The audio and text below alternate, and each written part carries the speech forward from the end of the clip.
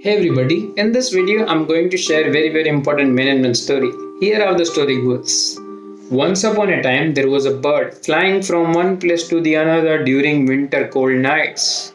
That's when a wind started to blow, bird froze and fell onto the ground. That's when a cow comes by, drops some dung onto the bird, and because of the warmth of the dung, ice started to melt and bird started to feel warm. Delighted by the warmth of the dung, bird started the singing. And a cat hears the singing, come close by, digs the bird out, and eats the bird.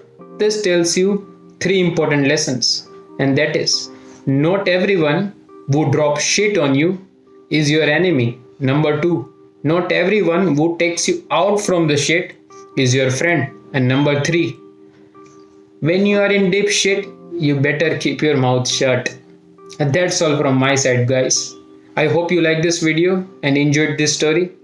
Please hit the like button and subscribe button and comment down your favorite stories and suggest me the topic for the next video. Thank you. Bye bye.